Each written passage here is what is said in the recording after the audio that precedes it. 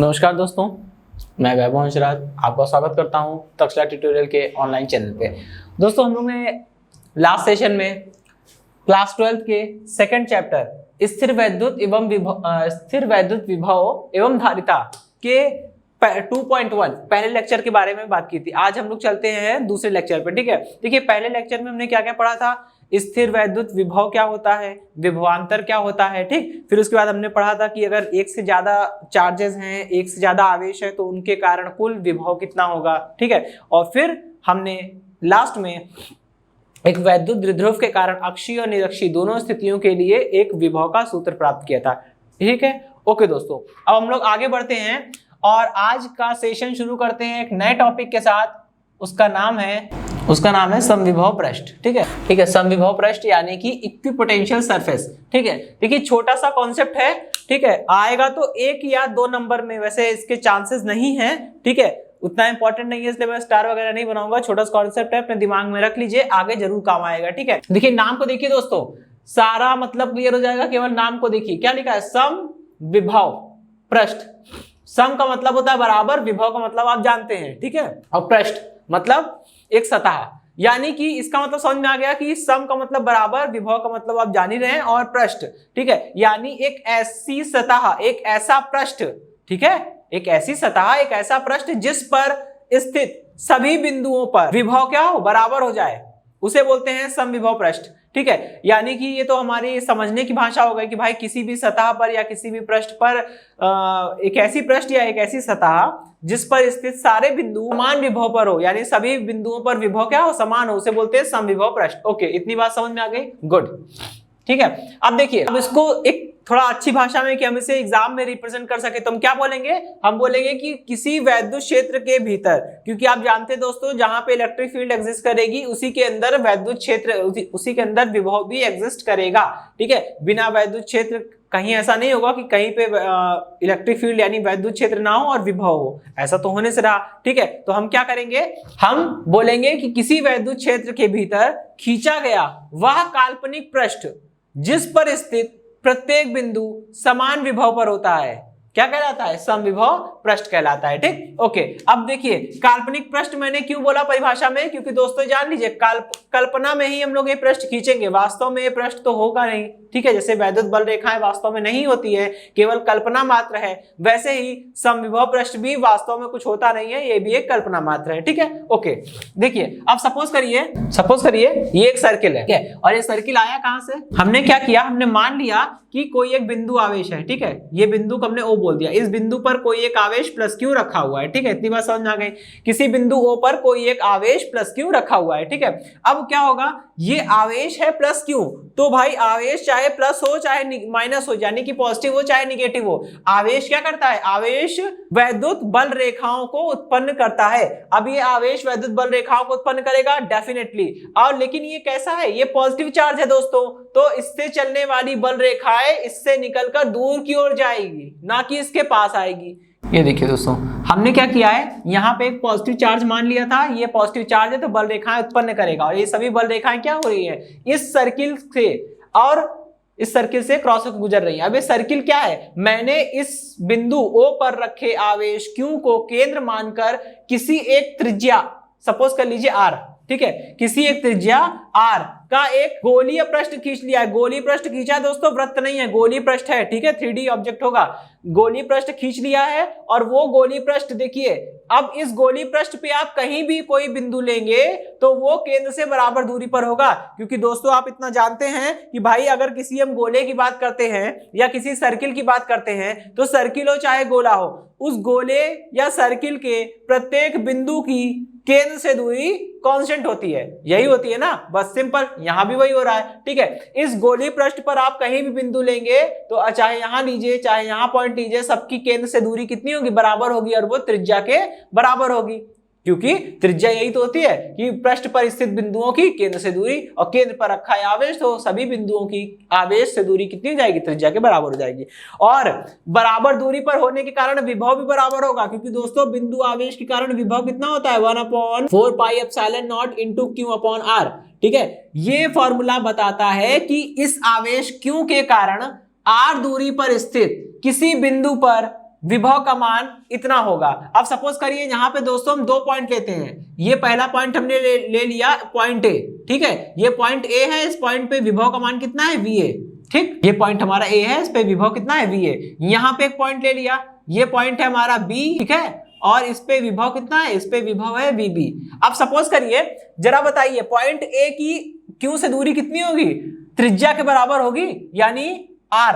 Q से A की दूरी R के बराबर है। अब B को देखिए, B भी तो उसी पृष्ठ पर स्थित है, जब ये पृष्ठ गोलाकार है, अगर और A की दूरी Q से, A की Q से दूरी R के बराबर है, जो कि त्रिज्या है, तो B की दूरी भी Q से R के बराबर होगी, क्योंकि ये दूरी भी तो त्रिज्या के बराबर होगी। अब आप देखिए इस फॉर्मूले को, ये बिंदु आवेश के कारण जो विभव का सूत्र होता है उसमें 1/4πε0 तो कांस्टेंट है, Q भी कांस्टेंट है। अगर दोनों बिंदुओं की आवेश से दूरियां भी बराबर हो जाएगी, दोनों के लिए R का मान भी बराबर हो जाएगा, तो पूरा पूरा V नहीं बराबर हो जाएगा। इसका मतलब क्या हो जाएगा, VA बराबर हो जाएगा VB। और कोई तीसरा, चौथा, पांचवा, हजारों पॉइंट ले लीजिए आप, इस पे सभी पॉइंट केंद्र से बराबर दूरी, त्रिज्या के बराबर दूरी से एक दूसरे से सेपरेट होंगे। और ये जब सभी बिंदुओं की आवेश से दूरियां बराबर होगी और दूरी बराबर, तो पूरा पूरा विभव बराबर, क्योंकि केवल और केवल में R जो था वही बदल रहा था, बाकी सब तो कांस्टेंट है। तो सभी बिंदुओं की आवेश से दूरियां बराबर होंगी, इस कारण सभी बिंदुओं पर विभव बराबर होगा, ठीक है। तो मतलब क्या समझे हम कि किसी गोलीय किसी बिंदु आवेश यानी कि पॉइंट चार्ज के कारण तो समविभव पृष्ठ होता है वो एक गोलाकार होगा, ठीक है। अब सपोज करिए अनंत रूप से अनंत लंबाई वाले आवेशित चालक तार की अगर हम बात करें, जैसे मैंने पहले वाले चैप्टर में डेरिवेशन कराया था गॉस की प्रमेय में, ठीक है। अगर मान लीजिए कोई तार है, अनंत लंबाई का है, ठीक है, या एक सीमित लंबाई का है, कोई दिक्कत नहीं, मान लीजिए सीमित लंबाई का कोई तार है, इसमें ये क्या है, एक समान रूप से आवेशित है, इस पे मान लीजिए हमने पॉजिटिव चार्ज दे दिया। अब ये आवेशित हो गया, जब एक सिंगल चार्ज विभव उत्पन्न कर सकता है, तो यहाँ तो ढेर सारे चार्ज है, क्या विभव उत्पन्न नहीं होगा, बिल्कुल होगा, ठीक है। अगर ये पॉजिटिव चार्ज है तो इससे निकल के बल रेखाएं क्या होगी, सभी दिशाओं में दूर की ओर जाएगी। अगर ये पॉजिटिव चार्ज है तो इससे बल रेखा निकल के सभी दिशाओं में दूर दूर जाएगी, ठीक है। अब देखिए इसके कारण, इस तार के कारण अगर हम समविभव पृष्ठ निकालना चाहे तो आप सोचिए क्या हो सकता है, किस फिगर में इस तार के लिए सिमेट्री होगी, बेलन में, क्योंकि सपोज करिए इसको आप केंद्र मानकर R त्रिज्या का एक सर्किल खींचेंगे तो वो सर्किल बिल्कुल एक बेलन के रूप में प्राप्त होगा, ठीक है। तो वो यानी कि रेखीय चालक अनंत लंबाई वाले एक समान रूप से आवेशित, अनंत लंबाई हो चाहे सीमित लंबाई हो, ठीक है, आवेशित चालक के कारण जो समविभव पृष्ठ होगा वो एक बेलनाकार होगा। बिंदु आवेश के कारण समविभव पृष्ठ जो होगा वो एक गोलाकार होगा। अब देखिए समविभव पृष्ठ की एक परिभाषा तो हमने दे दी कि वैद्युत क्षेत्र के भीतर खींचा गया वह काल्पनिक पृष्ठ जिस पर स्थित प्रत्येक बिंदु पर विभव समान होता है, क्या कहलाते हैं, समविभव पृष्ठ कहलाते हैं। इसकी दूसरी परिभाषा हम लोग ये दे सकते हैं, सपोज करिए थोड़ी देर के लिए मान लीजिए कि पॉइंट ए और पॉइंट बी दोनों पर विभव अलग अलग है, ठीक है, और हमने क्या किया, एक चार्ज Q को ए से उठाकर बी तक ला रहे हैं, ठीक है। तो किया गया कार्य कितना होगा, विभव की परिभाषा कहती है कि विभव VA माइनस VB, अभी मैंने कल के सेशन में बताया था, ठीक है, VA minus VB is equal to W upon Q, ठीक। यहां से W का मान निकालिए, W इज इक्वल टू कितना आ जाएगा, Q into VA minus VB। थोड़ी देर के लिए हमने सपोज कर लिया है कि दोनों बिंदुओं पर विभव अलग अलग है, तो किया गया कार्य इतना होगा। लेकिन दोस्तों अब अपने वास्तविक बात को याद करिए, ठीक है, हमारे वास्तविक हालात इस टॉपिक पे क्या कहते हैं कि समविभव पृष्ठ के लिए दोनों क्या, जितने बिंदु लेंगे सभी बिंदुओं पर विभव बराबर होगा, ठीक है। समविभव पृष्ठ के लिए VA बराबर VB होगा, यहां पुट कर दीजिए, क्या हो जाएगा, VA की जगह पे हमने VA रखा, VB की जगह पे भी हमने VA रख दिया, ठीक है। और यहां लिख देंगे कि भाई समविभव पृष्ठ के लिए क्या होगा, VA VB दोनों आपस में बराबर हैं, और जब समविभव पृष्ठ के लिए दोनों बराबर हैं तो क्या होगा, ये कट के पूरा 0 आ जाएगा, यानी W इज इक्वल टू 0। इतनी बात समझ में आ गई, गुड, ठीक है। अब देखिए यानी हम एक और परिभाषा दे सकते हैं, देखिए दोस्तों दिमाग चलाइए, रटना बिल्कुल नहीं पड़ेगा, ठीक है, फिजिक्स बहुत ही आसान है। यहां से एक चीज हमें और समझ में आई कि समविभव पृष्ठ एक ऐसा पृष्ठ होता है, समविभव पृष्ठ एक ऐसा पृष्ठ होता है जिस पर स्थित किन्हीं भी दो बिंदुओं के मध्य किसी आवेश Q को गति कराने में कोई भी कार्य नहीं करना पड़ता है। ये लीजिए एक नई डेफिनेशन तैयार हो गई, ठीक है, कि समविभव पृष्ठ विद्युत क्षेत्र के भीतर खींचा गया एक ऐसा काल्पनिक पृष्ठ होता है जिस पर स्थित किन्हीं दो बिंदुओं के मध्य किसी आवेश को गति कराने में कोई भी कार्य नहीं करना पड़ता है, ठीक है। ओके, तो छोटा सा टॉपिक है, इतना आप बना देंगे, 2 नंबर का आएगा, फुल मार्क्स मिलेगा, कटने के कोई चांस नहीं है। ठीक है, अब हम लोग आगे बढ़ते हैं और नेक्स्ट टॉपिक की ओर मूव करते हैं। ठीक है, विभव प्रवणता एवं वैद्युत क्षेत्र की तीव्रता के मध्य संबंध। ओके दोस्तों, मतलब विभव प्रवणता एवं वैद्युत क्षेत्र की तीव्रता के मध्य संबंध, या फिर इससे बोलेंगे relation between potential gradient and intensity of EF, मतलब इलेक्ट्रिक फील्ड। ठीक है, ओके, अब इसको समझते हैं कि यह है क्या।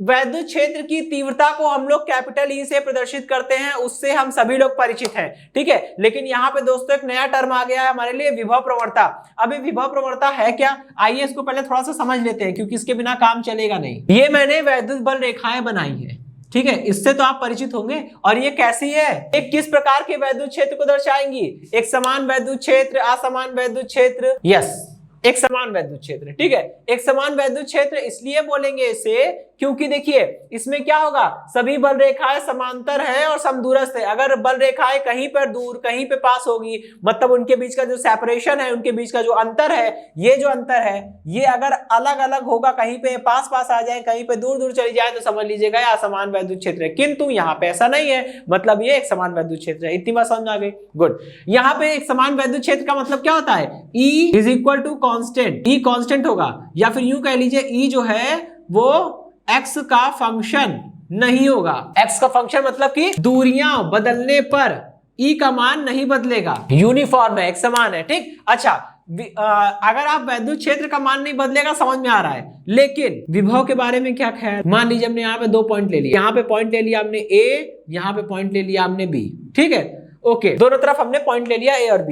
जाहिर सी बात है, नो डाउट कि भाई यहां पर क्या होगा, दोनों बिंदुओं पर वैद्युत क्षेत्र बराबर होगा, EA बराबर EB होगा, डेफिनेटली 100% श्योर। ठीक है, लेकिन दोस्तों आप जानते हैं कि पॉइंट A और पॉइंट B पर विभव अलग अलग होगा। जान के आपको थोड़ी सी हैरानी हो सकती है, लेकिन इतना सोचने की बात नहीं है। अब जो मैं बताने जा रहा हूं उस पर विचार कीजिएगा। ठीक है, सपोज पहले बताइए कि एक समान वैद्युत क्षेत्र हम लोग उत्पन्न कैसे करते हैं। लास्ट वाले चैप्टर में, इसके जस्ट पहले वाले चैप्टर में गॉस की प्रमेय का उपयोग करके हमने आवेशित प्लेट या आवेशित चादर के कारण वैद्युत क्षेत्र निकाला था। आपको याद भी होगा, पतली चादर के कारण वैद्युत क्षेत्र कितना आया था, E is equal to sigma upon में 2 एप्सिलॉन नॉट।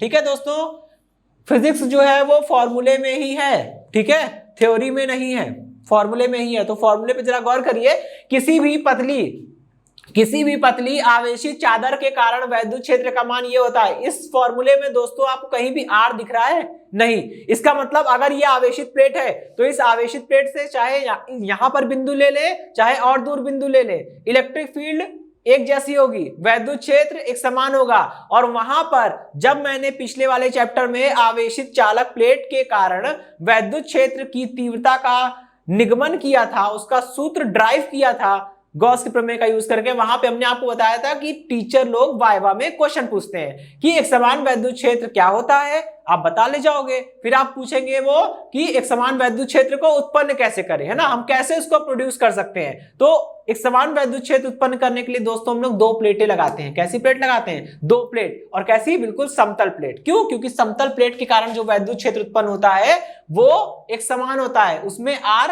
नहीं आ रहा है, वो R पर निर्भर नहीं कर रहा है, R बदलता रहे, E का मान फिक्स रहेगा, और यही होता है एक समान वैद्युत क्षेत्र। ठीक है, ओके, अब मैं जो बोल रहा हूं मेरे पॉइंट ऑफ व्यू से सोचिएगा थोड़ा।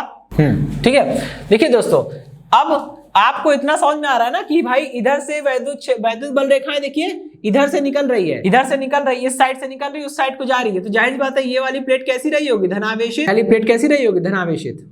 और ये वाली प्लेट, आपको समझ में आ रहा होगा, ये पॉइंट, ये वाला टर्मिनल, ये वाला सिरा पॉजिटिव पोटेंशियल यानी कि उच्च विभव पर है। इसका मतलब क्या हुआ, इसकी वैल्यू प्लस में होगी, +2 वोल्ट, +5 वोल्ट, +6 वोल्ट, लेकिन प्लस में होगी, ना तो 0 होगी ना माइनस में होगी। ठीक है, ये पॉजिटिव पोटेंशियल का मतलब होता है कि पोटेंशियल का मान जो है, पोटेंशियल की जो वैल्यू है वो प्लस में होगी, मतलब हाईयर पोटेंशियल। और आप जानते हैं, सपोज करिए अगर ये वाली प्लेट है +5 वोल्ट पे और ये वाली प्लेट है -5 वोल्ट पे, दोनों के बीच में पोटेंशियल डिफरेंस कितना है, 5 -5, कितने का अंतर आ जाएगा दोस्तों, 10 वोल्ट का अंतर आ जाएगा। इसका मतलब दोनों के बीच में कितना पोटेंशियल डिफरेंस है, 10 वोल्ट का।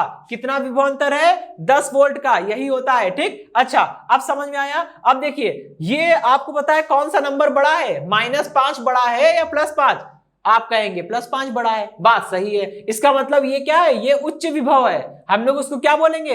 हायर पोटेंशियल बोलेंगे, क्योंकि ये प्लस का 5 है और वो बेचारा माइनस का 5 है। ठीक है, तो उसके सापेक्ष -5 के रिस्पेक्ट में ये हायर पोटेंशियल है। ठीक, ओके, और +5 के रिस्पेक्ट में ये लोअर पोटेंशियल है। इतना तो समझ रहे होंगे, ये टर्मिनोलॉजी समझ लीजिए। आगे हम लोग हायर पोटेंशियल, लोअर पोटेंशियल केवल इसी पर बात करेंगे। ठीक है, अच्छा अब आपको दिख रहा है कि जैसे जैसे हम पॉजिटिव प्लेट से दूर जा रहे हैं पोटेंशियल की वैल्यू घटती जा रही है। यहां 5 से थोड़ा सा आगे बढ़े, यहां पे +5 था, थोड़ा आगे बढ़े +4 हुआ होगा, फिर आगे बढ़े +3 हुआ होगा, फिर +2, फिर +1, फिर 0, और आगे बढ़ रहा है तो अब 0 से भी नीचे जा रहा है। और जब दोस्तों हम 0 से भी नीचे जाते हैं तो हमारे नंबर्स निगेटिव होने लगते हैं। तो बीच में कहीं यहाँ पे 0 पोटेंशियल होगा, इसके बाद -1, -2, -3, -4 एंड फाइनली -5। इसका मतलब क्या हुआ? इसका मतलब ये हुआ कि जैसे जैसे पॉजिटिव प्लेट से निगेटिव प्लेट की ओर जा रहे हैं, क्या हो रहा है? हमारा पोटेंशियल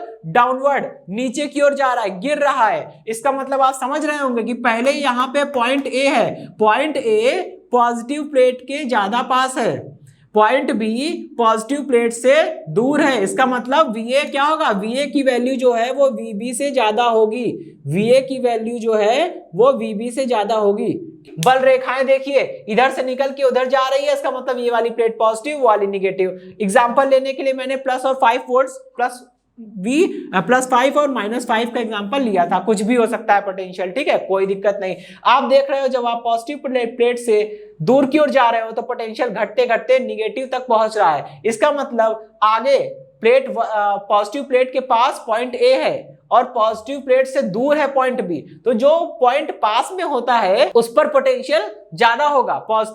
पॉजिटिव प्लेट के जो पास में होगा उस पर ज्यादा होगा, और जो पॉइंट पॉजिटिव प्लेट से दूर होगा उस पर पोटेंशियल कम होगा। इसलिए VA is greater than VB। ठीक है, इतनी बात समझ में आ गई। चलिए अब हम लोग थोड़ा सा आगे बढ़ते हैं। अब देखिए यहाँ पे आप एक चीज समझ रहे होंगे, जैसे जैसे हम वैद्युत क्षेत्र की दिशा में चल रहे हैं हमारा पोटेंशियल क्या हो रहा है? कम होता जा रहा है। ठीक है, हमारा पोटेंशियल कम होता जा रहा है। अब बस इसी को बोलते हैं पोटेंशियल ग्रेडियंट, यानी विभव प्रवणता। क्या होती है दोस्तों? विभव प्रवणता यानी कि पोटेंशियल ग्रेडियंट। पोटेंशियल ग्रेडियंट जो होती है इसी को बोलते हैं। ठीक है, और इसकी डेफिनेशन देखिए हम लोग कैसे बनाएंगे। अभी सपोज करिए हमने यहां से यहां तक A से B तक जाने में हमने कितनी दूरी चली?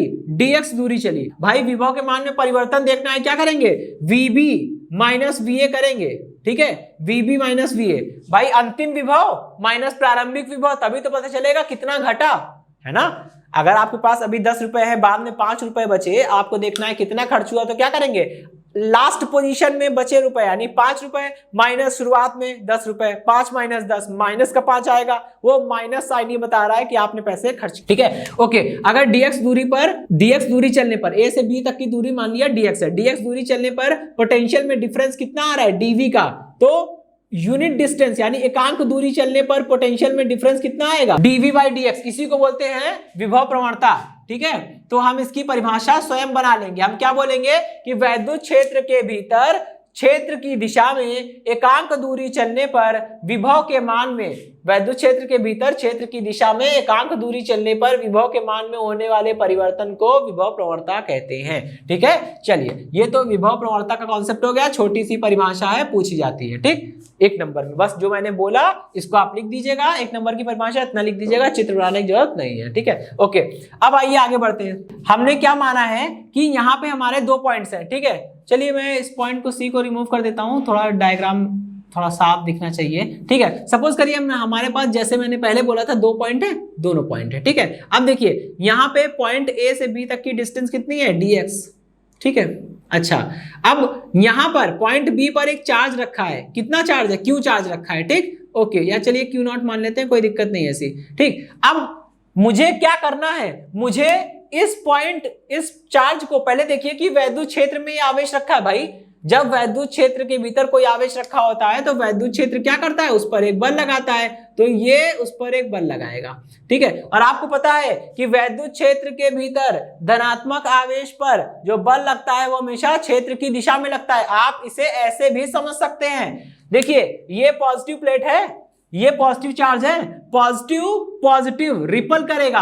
अगर कोई चार्ज पॉजिटिव चार्ज है तो वो हायर पोटेंशियल के पास नहीं टिकेगा, कहां पे चला जाएगा, लोअर पोटेंशियल की ओर। लोअर पोटेंशियल मतलब निगेटिव प्लेट, ठीक है, लोअर पोटेंशियल मतलब निगेटिव प्लेट। तो इस पर एक फोर्स लग रहा होगा F इस डायरेक्शन में, ठीक है। तो अब हम यही ड्राइव करने वाले हैं, तो लिखेंगे कि वैद्युत क्षेत्र के भीतर Q0 पर कार्यरत वैद्युत बल। चलिए अब इसको देखते हैं क्या आएगा भाई। कूलाम का नियम और वैद्युत क्षेत्र की परिभाषा ये कहती है अगर किसी वैद्युत क्षेत्र E में कोई आवेश Q0 रखा है तो उस पर कार्यरत बल कितना होता है, F = Q0 × E, या Q वो चार्ज होता है जिस पर आवेश देखना है, हमारा चार्ज Q0 है तो हमने Q0 रख दिया, ठीक है, समीकरण नंबर 1, ठीक है भाई, ओके।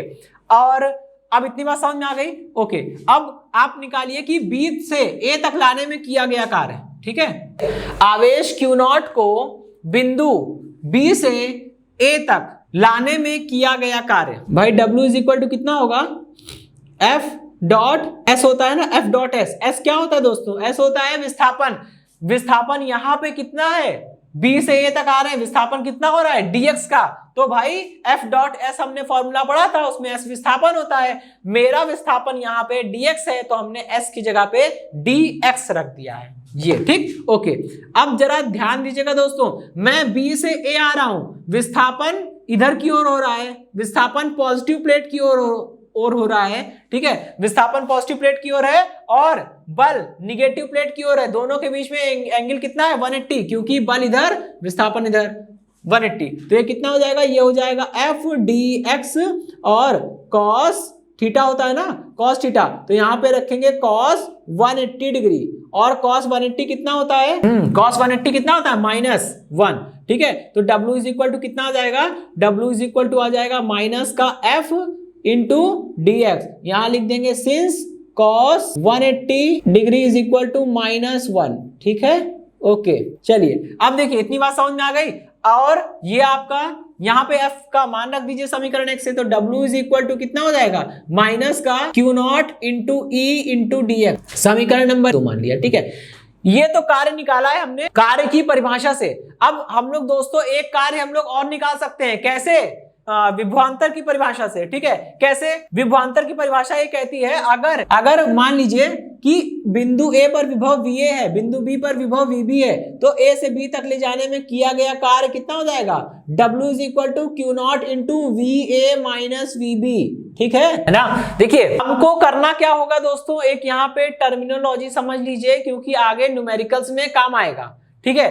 हम जिस पॉइंट पर जाएंगे, मतलब जो हमारी अंतिम स्थिति होगी, उस पर विभव को आगे रखेंगे और जहां से चले हैं उस पर जो विभव था उसको पीछे रखेंगे। ध्यान दीजिएगा, हम B से चलना शुरू किए और कहां पहुंचे, A पर पहुंचे, तो बिंदु A पर जो विभव है उसको आगे रखेंगे, ठीक, ये देखिए। और जहां से हमने चलना शुरू किया उस बिंदु, वो बिंदु है हमारा B, है ना, जहां से हमने चलना शुरू किया वो बिंदु है हमारा B, तो इस बिंदु B पर जो विभव है VB उसको पीछे रखेंगे, ठीक है। यानी VA में से VB घटाएंगे, उल्टा काम नहीं करेंगे कि VB में से VA घटा रहे हैं, ठीक है, हमेशा VA में से VB घटाएंगे, ठीक, ओके। और आपको पता है ना VA ज्यादा है VB कम है, तो एक वर्क कैसा आएगा, वर्क आएगा पॉजिटिव, वर्क कैसा आएगा, पॉजिटिव। और दोस्तों एक बात समझ लीजिए, अगर कार्य का मान पॉजिटिव आ जाए तो समझ लीजिए कार्य आपको करना पड़ेगा, ठीक है। और ध्यान दीजिए करना तो पड़ ही रहा है भाई, बल लग रहा है इधर की ओर, आप इस बल का विरोध कर रहे हैं और उसको उल्टा लेकर आ रहे हैं, तो आपको क्या करना पड़ेगा, अपनी ताकत खर्च करनी पड़ेगी, है ना, अपनी ताकत खर्च करनी पड़ेगी। और आप जो अपना बल लगाएंगे, अपनी ताकत खर्च करेंगे, तो आप ही ने तो कार्य किया। और ये देखिए फिजिक्स भी इस बात की गवाही दे रही है कि आपके द्वारा किया गया कार्य पॉजिटिव है, मतलब आपने कार्य किया। उल्टा होता, सपोज करिए हम A से B तक जाते, तो A से B तक जाने के लिए हमको कोई कार्य करना पड़ता क्या, बिल्कुल नहीं भाई। ये पॉजिटिव इसको अपने आप रिपल करके धक्का मार के भगा देता B पर, तो आपने तो कोई कार्य किया ही नहीं, तो वो कार्य निगेटिव आता। आइए देखें कैसे भाई, यही वाला फॉर्मूला लगाते हैं W = Q × लेकिन मैंने कहा जिस पॉइंट पर पहुंचते हैं दोस्तों उसका विभव पहले लिखते हैं। हम जब A से B तक जाएंगे तो B पर पहुंचे हैं ना, तो बिंदु B का विभव VB पहले लिखेंगे, माइनस जहां से चले थे, कहां से चले थे, A से चले थे, तो बिंदु A का विभव VA है। और आप समझ रहे होंगे दोस्तों, यहाँ पे VA ज्यादा है VB कम है, यानी निगेटिव वाला नंबर बड़ा है, तो जो रिजल्ट आने वाला है वो कितना आएगा, वो आएगा निगेटिव। और देखिए ये कह रहा है कि इस केस में ए से बी तक जाने में आपको कार्य नहीं करना पड़ेगा, कार्य की वैल्यू निगेटिव आ रही, मतलब आपको कार्य प्राप्त हो जाएगा। ठीक है, ये कॉन्सेप्ट समझ लीजिएगा।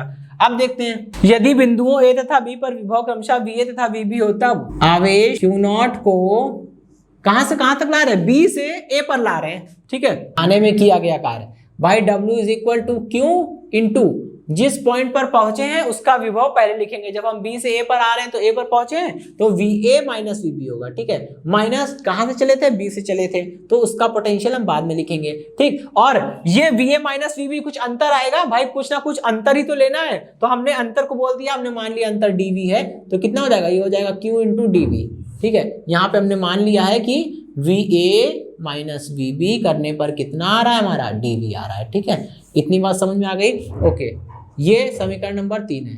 अब देखिए समीकरण 2 बता रही है कि B से A तक आने में कितना कार्य किया जा रहा है, समीकरण 3 भी यही बता रही है कि B से A तक आने में कितना कार्य किया जा रहा है। और जब दोनों समीकरण हमको यही बता रही है कि B से A तक आने में कितना कार्य किया जा रहा है, दोनों समीकरण एक ही चीज दे रही है, तो होगा क्या, ये दोनों समीकरण आपस में बराबर होनी चाहिए। मैं यही करने वाला हूं। ठीक है, दोनों की तुलना ही करनी है, बस आपका आंसर आ जाएगा समीकरण 2 व 3 की तुलना करने पर। समीकरण 2 व 3 से या समीकरण 2 व 3 की तुलना करने पर करिए जरा तुलना, देखिए कितना आएगा, ये भी W के बराबर, ये भी W के बराबर है। इसका मतलब Q0 into DV is equal to minus का Q0 into E into DX।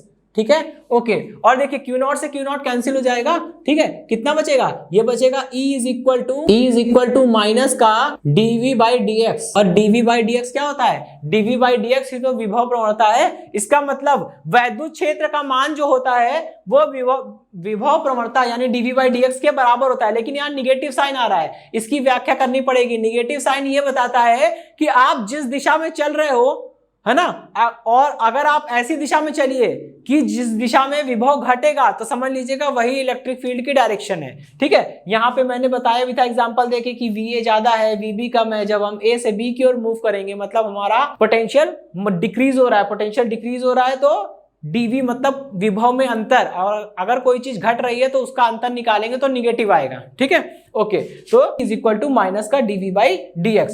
अब यहां से हम E का मात्रक निकाल सकते हैं, और ध्यान रखिएगा दोस्तों ये मात्रक आगे काम आने वाला है। ठीक, E बराबर dV बाई dx है ना, dV क्या है, विभव में अंतर। विभव में अंतर का मात्रक क्या हो सकता है, वही होगा जो विभव का मात्रक होता है। विभव का मात्रक क्या होता है, वोल्ट। ठीक है, तो ये हो गया वोल्ट, वोल्ट्स। ठीक है, और dx मतलब होता है डिस्प्लेसमेंट। डिस्प्लेसमेंट की यूनिट क्या होगी, मीटर, तो वोल्ट पर मीटर। इसको हम शॉर्ट में क्या लिख सकते हैं, V बाई M।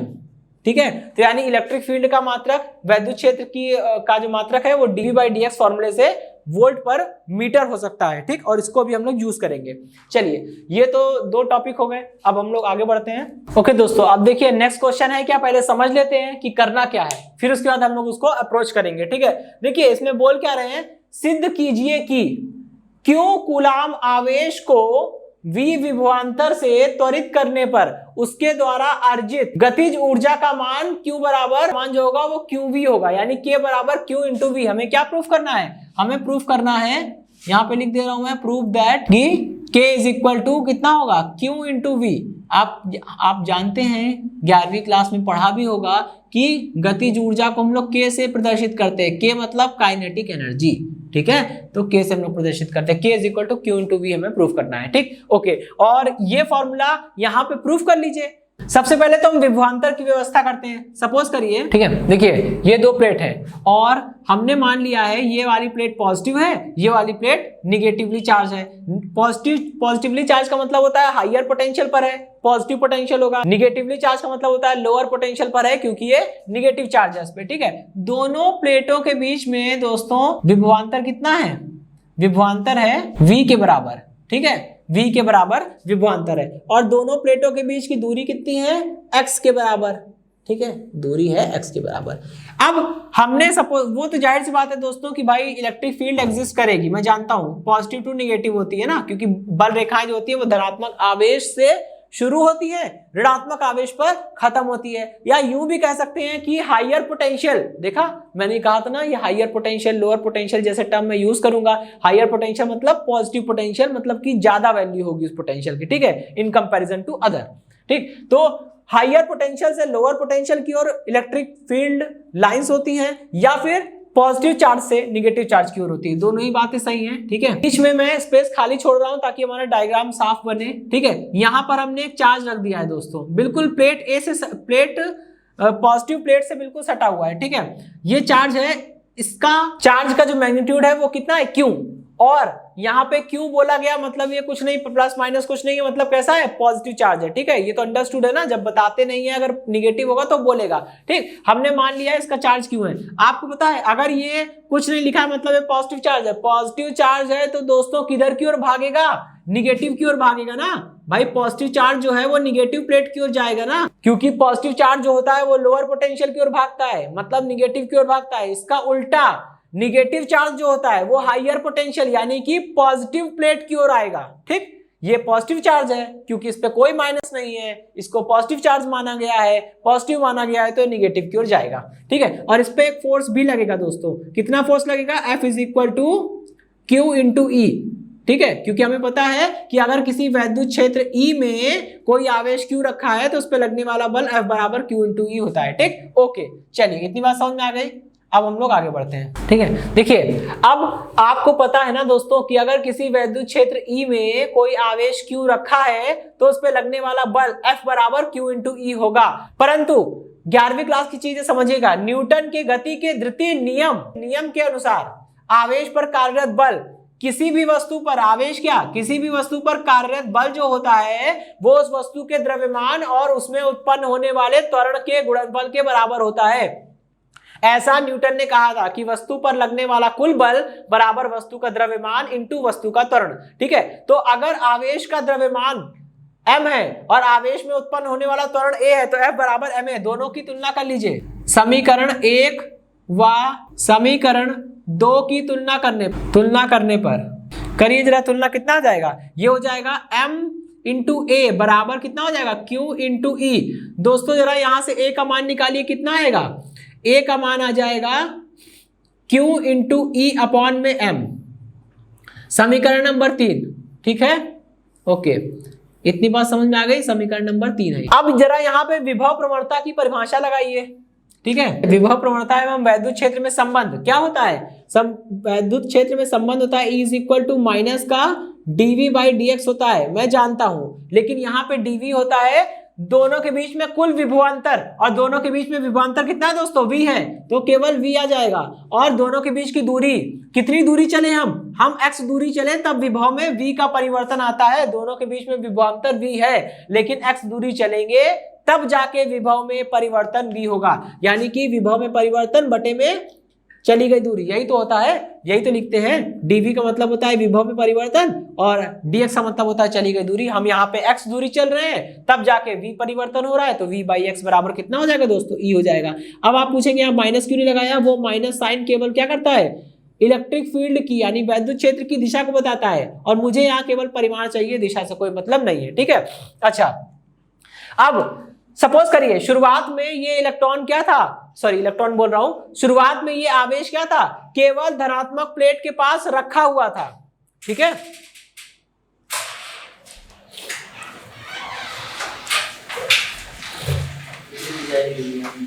क्या कितना बचा है, ओके दोस्तों देखिए, विभव प्रवणता एवं वैद्युत क्षेत्र में संबंध होता है, हम जानते हैं, ठीक है। अब हम यहाँ क्या करेंगे, आवेश Q की गति के लिए न्यूटन की गति की तृतीय समीकरण लगाएंगे, ठीक है।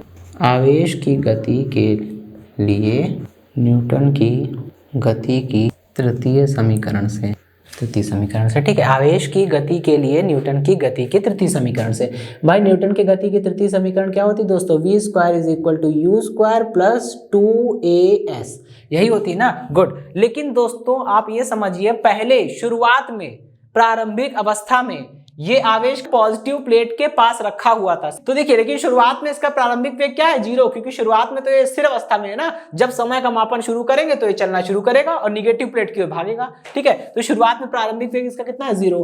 तो ये हो गया भैया v² इज इक्वल टू, ये जगह रखा 0 2, ए की जगह क्या रखेंगे, ए की जगह आप इसका आवेश का त्वरण का मान रख दीजिए 2 × E/m। ठीक, और s मतलब होता है चली गई दूरी। s मतलब क्या होता है, चली गई दूरी। और चली गई दूरी कितनी है, चली गई दूरी भाई, एक प्लेट से चलना शुरू किया, दूसरी प्लेट पर पहुंच गए। ठीक है, आवेश ने पॉजिटिव प्लेट से चलना शुरू किया और आवेश निगेटिव प्लेट तक पहुंच गया। इसका मतलब क्या होता है, इसका मतलब होता है कि आवेश ने कितनी दूरी तय की होगी, दोनों प्लेटों के बीच में जो दूरी होती है x ना, उतनी ही दूरी तय की है आवेश ने x दूरी तय की है। दोनों प्लेटों के बीच में जो दूरी होती है x, वही उतनी ही दूरी तो चलेगा भाई। एक प्लेट से चल के दूसरी प्लेट पर पहुंचा, इसका मतलब कितनी दूरी तय करेगा, दोनों प्लेटों के बीच में जो दूरी होगी वही तय करेगा। और दोनों प्लेट के बीच में दूरी कितनी है, x। अब इसको सॉल्व कर लीजिए, कितना आएगा, ये देखिए m को इधर भेज दिया, ये हो गया mv² इज इक्वल टू, ये हो गया 2 × Q × E × x। ठीक है, अच्छा, और यहाँ पे अपॉन भेज दीजिए, हो जाएगा 1/2 mv² इज इक्वल टू, कितना हो गया, ये बचेगा Q × E की जगह पे समीकरण नंबर 4 से मान रख दीजिए, कितना बचेगा, ये निकल के आएगा K is equal to ½ mv², क्योंकि ½ mv², m क्या है, आवेश का द्रव्यमान, v क्या है, आवेश का अंतिम वेग, तो mv² × 1/2, ये पूरा बन जाएगा गतिज ऊर्जा k। ठीक है, और ये किसके बराबर निकल के आया, q × v। देखिए x कट गया, q × v।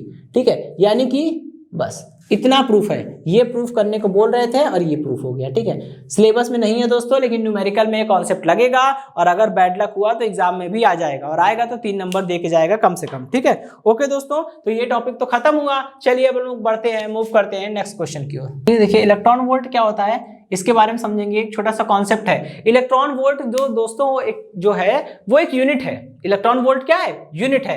अब आप पूछेंगे यूनिट है तो जाहिर सी बात है किसी ना किसी भौतिक राशि यानी किसी ना किसी फिजिकल क्वांटिटी की यूनिट होगी। जैसे हम जानते हैं द्रव्यमान को हम लोग केजी में नापते हैं, मतलब केजी क्या है, केजी कह लीजिए या ग्राम कह लीजिए, क्या है ये जो है वो ऊर्जा या कार्य का मात्रक है। ठीक, हम लोग क्या करेंगे, इलेक्ट्रॉन वोल्ट जो है बहुत छोटा मात्रक है, तो उसका उपयोग हम लोग केवल नाभिकीय भौतिकी यानी कि न्यूक्लियर फिजिक्स और परमाणु भौतिकी यानी कि एटॉमिक फिजिक्स में करते हैं। खैर चलिए समझते हैं क्या। आपको पता है ना दोस्तों कि अगर दो बिंदु जिनके बीच विभवांतर v1 - v2 है, मान लीजिए दो बिंदु है, पहली बिंदु पर विभवांतर v1 है, दूसरे बिंदु पर विभवांतर v2 है, तो उन दोनों बिंदुओं के मध्य आवेश को गति कराने में जो कार्य करना पड़ेगा वो कार्य कितना होगा, कार्य बराबर W = Q × v1 - v2 होगा। ठीक, इतनी चीज समझ आ गई। दो बिंदु हैं 1 और 2, पहली बिंदु पर फर्स्ट पॉइंट पे जो आवेश है वो कितना है, सॉरी विभव है वो कितना है, v1 है, और दूसरे पॉइंट पर जो पोटेंशियल है वो कितना है, v2 है। तो उन दो पॉइंट्स के बीच में अगर आपको किसी आवेश को गति कराना है तो आपको कितना कार्य करना पड़ेगा, W = Q × v1 - v2। Suppose करिए यदि Q बराबर कितना हो जाए, 1 इलेक्ट्रॉन मतलब कितना होता है एक इलेक्ट्रॉन का, 1.6 × 10⁻⁻⁹ कूलाम। ठीक है, और यदि सपोज करिए v1 - v2 या v2 - v1 जो आप कहना चाहें, ठीक है, दो पॉइंट्स के बीच में पोटेंशियल का डिफरेंस v1 - v2 अगर मान लीजिए कितना हो जाए, 1 वोल्ट हो जाए, तब क्या होगा, तब W = अभी हम यहाँ पे कैलकुलेशन करेंगे और बस परिभाषा यही कहती है, परिभाषा कहती है 1 इलेक्ट्रॉन वोल्ट, ध्यान सुनिएगा, 1 इलेक्ट्रॉन वोल्ट वह कार्य है जो एक इलेक्ट्रॉन को 1 वोल्ट विभवांतर वाले किन्हीं दो बिंदुओं के मध्य गति कराने में करना होता है। यानी 1 इलेक्ट्रॉन वोल्ट वह कार्य है जो किसी इलेक्ट्रॉन को 1 वोल्ट विभवांतर वाले किन्हीं दो बिंदुओं के मध्य गति कराने में करना होता है। ठीक, तो यानी कि W = जरा सॉल्व करिए, Q की वैल्यू रखिए 1.6 × 10⁻⁻⁹ कूलाम। ठीक है, इतनी बात समझ में आ गई। अब v1 - v2 इसकी वैल्यू रखते हैं, v1 - v2 है 1। ठीक है, सॉल्व कर लीजिए, W = कितना आया, W = आया 1.6 × 10⁻⁻⁹ और मात्रक क्या होगा कार्य का, जूल। लेकिन दोस्तों ये तो समझ में आ गया, और इलेक्ट्रॉन वोल्ट की डेफिनेशन ही कह रही है कि एक इलेक्ट्रॉन को 1 वोल्ट विभवांतर वाले किन्हीं दो बिंदुओं के मध्य गति कराने में जो हम कार्य करेंगे वही कार्य 1 इलेक्ट्रॉन वोल्ट है। यानी बाय डेफिनेशन ये क्या हो जाएगा, ये हो जाएगा 1 इलेक्ट्रॉन वोल्ट। इलेक्ट्रॉन वोल्ट को दोस्तों ऐसे लिखते हैं, ई छोटा रहेगा और वी कैपिटल रहेगा, ठीक है। 1 electron volt is equal to 1.6 into 10⁻⁻⁹ joule, ठीक है। ओके, इतनी बात समझ में आ गई। ये तो पहली परिभाषा हो गई कि 1 इलेक्ट्रॉन को 1 वोल्ट विद्युत विभवांतर वाले किन्हीं दो बिंदुओं के मध्य गति कराने में जो कार्य हमें करना होता है वही कार्य 1 इलेक्ट्रॉन वोल्ट के बराबर होता है। अब दूसरी परिभाषा बनाएंगे दूसरे फॉर्मूले से, ठीक है। अभी हमने एक फॉर्मूला पढ़ा है, कहा है कि अगर किसी आवेश Q को V वोल्ट विभवांतर से, अगर किसी आवेश Q को V वोल्ट विभवांतर से त्वरित करेंगे तो उसके द्वारा अर्जित गतिज ऊर्जा का मान K बराबर Q इंटू V होगा। समझिएगा, अभी बोला, अभी मैंने प्रूफ भी किया कि अगर किसी आवेश Q को V वोल्ट विभवांतर से त्वरित करेंगे, मतलब उसके आवेश के दोनों ओर V विभवांतर लगाएंगे तो वो भागना शुरू कर देगा, और जब वो चलेगा भागेगा तो उसके पास वेग आएगा तो द्रव्यमान भी है, वेग भी है, तो 12 mv² गतिज ऊर्जा भी होगी डेफिनेटली, ठीक है। तो किसी भी आवेश को V वोल्ट विभवांतर से त्वरित करने पर उसके द्वारा अर्जित गतिज ऊर्जा का मान इतना होता है। अब यहां से भी डेफिनेशन हम बनाएंगे। सपोज करिए यदि Q बराबर कितना हो जाए दोस्तों, 1 electron, that is 1.6 into 10⁻⁻⁹ coulomb, ठीक है। इतनी बात समझ में आ गई, ओके। और V1 माइनस V2 कितना हो जाए, ये हो जाए हमारा 1 वोल्ट। तो करना क्या होगा, हमें यहां पुट कर दीजिए, कितना हो जाएगा 1.6 इंटू 10⁻⁻⁹, और ये विभवांतर कितना हो गया 1 वोल्ट, यहां 1 रख दीजिए, सॉल्व कर लीजिए, कितना आएगा K is equal to 1.6 into 10⁻⁹ joule. लेकिन अब एक परिभाषा यहां से बनाई थी, एक परिभाषा यहां से बनाएंगे। बोलते हैं कि अगर किसी इलेक्ट्रॉन को, Q बराबर हमने क्या सेट किया है 1e, यानी कि 1 इलेक्ट्रॉन, Q बराबर 1e। यदि किसी एक इलेक्ट्रॉन को 1 वोल्ट विभवांतर से त्वरित किया जाए, 1 इलेक्ट्रॉन को 1 वोल्ट विभवांतर से त्वरित किया जाए, तब उसके द्वारा अर्जित गतिज ऊर्जा का मान 1 इलेक्ट्रॉन वोल्ट होगा, ठीक है। फिर समझिएगा, 1 इलेक्ट्रॉन वोल्ट वह गतिज ऊर्जा है जो कोई इलेक्ट्रॉन 1 वोल्ट विभवांतर से त्वरित किए जाने पर प्राप्त कर लेता है। यानी बाय डेफिनेशन ये जो आ रहा है वो क्या होगा, वो 1 इलेक्ट्रॉन वोल्ट के बराबर होगा, ई छोटा और वी बड़ा। 1 electron volt is equal to 1.6 into 10⁻⁻⁹ joule. Okay, तो देखिए यहां से हमने दो डेफिनेशन बनाई है, दोनों में से दोनों ही सही है, जो आपको अच्छी लगे अडॉप्ट करिए। एग्जाम में केवल दोनों एक ही लिखिएगा, दोनों मत लिखिएगा, टाइम वेस्ट मत करिएगा, ठीक है। तो ये तो हमारा इतना कॉन्सेप्ट हो गया। और देखिए इसके अलावा ये सब बहुत छोटी यूनिट्स होती है इलेक्ट्रॉन वोल्ट, इसके अलावा हम लोग कुछ बड़ी यूनिट्स भी यूज करते हैं। सपोज जैसे हम लोग इलेक्ट्रॉन वोल्ट की जगह किलो इलेक्ट्रॉन वोल्ट भी यूज कर सकते हैं। किलो इलेक्ट्रॉन वोल्ट से बड़ी यूनिट है। एक किलो इलेक्ट्रॉन वोल्ट, के मतलब किलो, ठीक है। 1 kilo electron volt is equal to 10⁻³ electron volt. Conversion हम लोग कर ही लेंगे, ठीक है। अगर इसको जूल में बनाना है तो एक इलेक्ट्रॉन वोल्ट बराबर इतना जूल होता है, 10⁻³ से दोनों तरफ गुणा कर देंगे, ठीक है। खैर वो बात की बात है, लाइए इससे गुणा कर ही देते हैं। कितना आ जाएगा 1.6 इंटू 10⁻⁻⁻ और 10⁻³ -16 आ जाएगा, ठीक है। इतना जूल बन जाएगा वोल्ट की। अगर 1 मिलियन इलेक्ट्रॉन वोल्ट हो, 1 मिलियन इलेक्ट्रॉन वोल्ट, मिलियन का मतलब होता है 10⁻⁶, या इसको मेगा भी बोलते हैं, ठीक है। 1 मेगा इलेक्ट्रॉन वोल्ट या 1 million electron volt is equal to कितना हो जाएगा, तो हम जूल में बदलेंगे तो यहाँ पे देखिए 1 इलेक्ट्रॉन वोल्ट बराबर इतना जूल, तो 10⁻⁶ से इधर मल्टीप्लाई करिए, 10⁻⁶ से इधर मल्टीप्लाई करिए, कितना आ जाएगा 1.6 इंटू 10⁻⁻13 जूल। चलिए ये बात तो समझ में आई गई होगी, ठीक। अब हम लोग आगे बढ़ेंगे। अब हम बात करेंगे किसके बारे में, अब हम बात करेंगे गीगा इलेक्ट्रॉन वोल्ट के बारे में, ठीक है। या फिर आप इसे ऐसे भी लिख सकते हैं, गीगा इलेक्ट्रॉन वोल्ट। इसका मतलब होता है 10⁻⁹, 1.6 इंटू 10⁻⁻10 जूल। तो ये तो कन्वर्जन हो गए, ये सब तो हम लोग कर ही लेंगे। आप केवल इतना याद रखिए, किलो का मतलब 3, मेगा मिलियन का मतलब 6 और बिलियन या गीगा का मतलब 9, ठीक है। ओके, अब हम लोग आगे बढ़ते हैं और चलते हैं अपने नेक्स्ट टॉपिक की ओर, ठीक है। इलेक्ट्रिक पोटेंशियल एनर्जी, यानी कि वैद्युत स्थितिज ऊर्जा। दोस्तों वैद्युत स्थितिज ऊर्जा क्या होती है, इस चीज को समझ लेते हैं पहले। सपोज करिए भी यहां पर कोई भी वैद्युत क्षेत्र नहीं लगा है, और जब दोस्तों कोई वैद्युत क्षेत्र नहीं लगा है तो इसका मतलब कोई विभव भी नहीं होगा, और जब कोई विभव नहीं है तो इस आवेश को, ये आवेश Q1 को हमने क्या किया, अनंत से उठा लाए। अनंत से जब अनंत से इस आवेश Q1 को उठा के लाएंगे तो कोई भी कार्य नहीं करना पड़ेगा। क्यों? क्योंकि जिस पॉइंट पर हम ला रहे हैं वहां पर कोई पोटेंशियल नहीं है। No potential means no charge, no work. W is equal to Q into V2 minus V1 इस तरह का होता है ना, विभवांतर इंटू विभव। जब विभवांतर होगा ही नहीं, विभव है ही नहीं, 0 into Q is equal to 0, मतलब W इज इक्वल टू 0 हो जाएगा। ठीक है, no potential means no work. जब आप पहला आवेश ला के रखेंगे तब तो कोई कार्य नहीं करना पड़ेगा।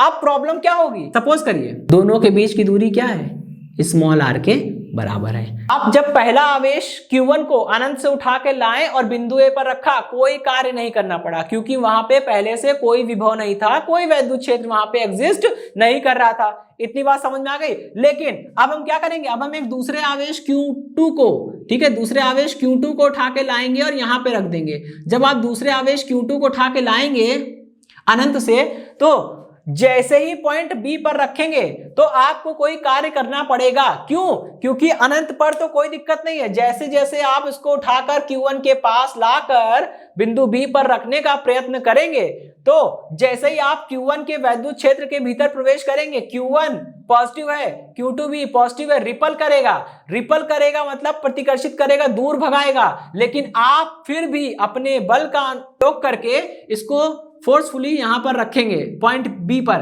तो आप क्या करेंगे, Q1 के कारण Q2 पर जो प्रतिकर्षण बल लग रहा है उसका विरोध करेंगे। और जब दोस्तों आप Q1 के कारण Q2 पर लगने वाले वैद्युत प्रतिकर्षण बल का विरोध करेंगे तो आपको अपनी ताकत खर्च करनी पड़ेगी, अपनी ऊर्जा खर्च करनी पड़ेगी, मतलब आपको कार्य करना पड़ेगा बस।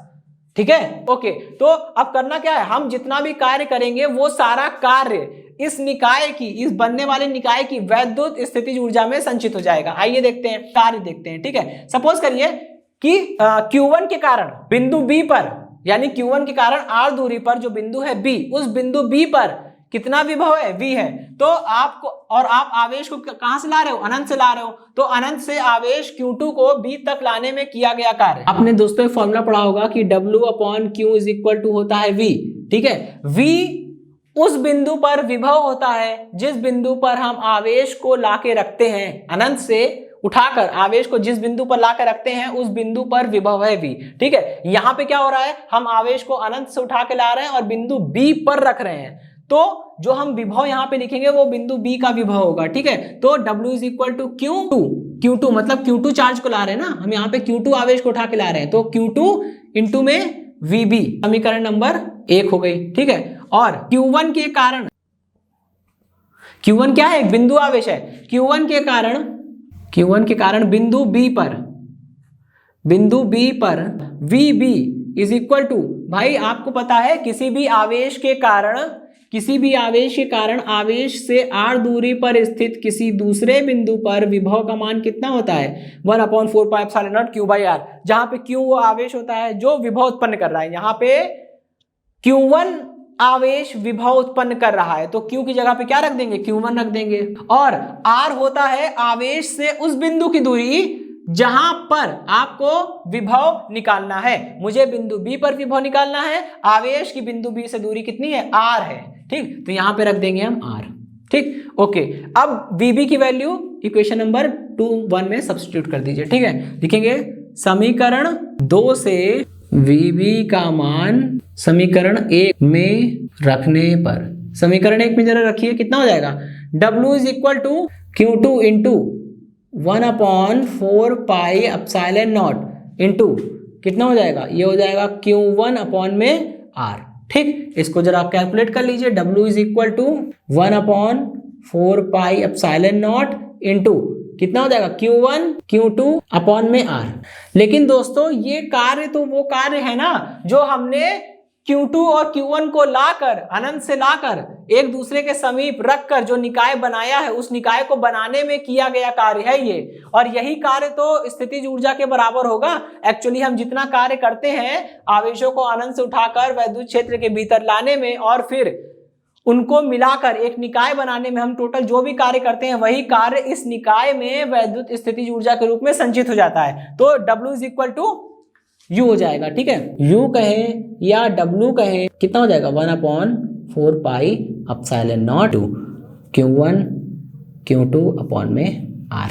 ठीक है, और दोस्तों ये देखिए ये कैसी राशि होगी, कैसे मात्रक वगैरह क्या होगा, विमा क्या होगी वो देख लेते हैं, ठीक है। ये होगी एक अदिश राशि, क्योंकि ये कार्य ही तो है। एक बार जान लीजिए, कार्य हो, ऊर्जा हो, किसी भी रूप में हो, वो हमेशा अदिश होते हैं। कार्य, ऊर्जा, ये सब अदिश होते हैं, तो एक अदिश राशि होगी भाई, ठीक है। ये सब एक अदिश राशि होगी, ठीक। मात्रक देखते हैं, आइए क्या लिखा है दोस्तों, लिखा है वैद्युत स्थितिज ऊर्जा। ऊर्जा है ना, बस ऊर्जा किसी भी रूप में हो, मात्रक क्या होता है, जूल, ठीक है, ओके। और आइए विमा के बारे में देख लेते हैं, विमा mL2T-2, ठीक है। अदिश राशि है ये, जूल मात्रक है इसका, और mL2T-2 ये इसकी विमा है, ठीक। ओके दोस्तों, तो हम लोग आज के सेशन में रखते हैं इतना ही, मिलते हैं नेक्स्ट सेशन में, धन्यवाद।